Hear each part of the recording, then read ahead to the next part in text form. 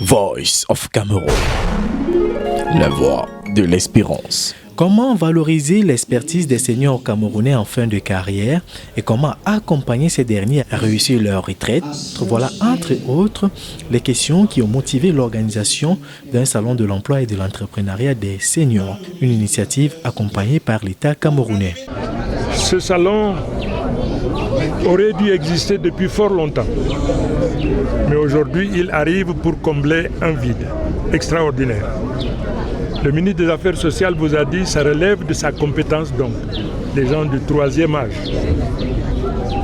Voyez-vous, c'est pour cette raison que je salue sa présence et ça atteste donc de la détermination du gouvernement à appuyer ce salon et à inviter tout un chacun à prêter attention parce que la retraite n'est pas une fin en soi. Ils ont dit une chose très importante. Souvenez-vous qu'un jour viendra où vous serez retraité. Et ce n'est pas lorsque vous serez retraité que vous allez préparer la retraite. C'est très important. La deuxième chose, la retraite n'est pas une fin en soi. Ce salon donne l'opportunité aux uns et aux autres de se dire que la retraite n'est pas une fin en soi. Il y a la possibilité donc de faire 1001 choses utiles à soi-même et utiles également pour le développement de notre nation. Pour que ce projet soit une réussite, plusieurs initiatives ont été prises pour accompagner ces derniers. Nous sommes en train de lancer 3 autres projets. La banque des seniors, la banque de compétences des seniors, qui sera complétée par le projet de la carte des retraités. Avec la carte des retraités, vous aurez des réductions à Super U, à SPA. Est-ce qu'il y a Super U ici à Yaoundé? À SPA, vous n'avez pas ça ici. À Douala et dans toutes les villes du pays où il y a des supermarchés, des pharmacies, ils auront des réductions. Donc ceux qui auront ces cartes-là auront un avantage.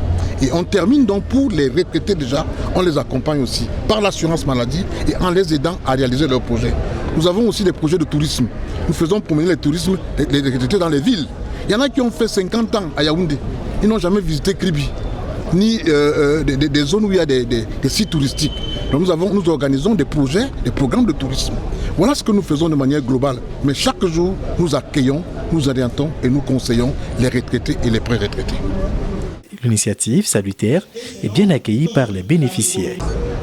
C'est une opportunité qu'on offre aux retraités et aux retraités. C'est la première fois qu'on l'organise et je pense que c'est une bonne chose d'y avoir pensé.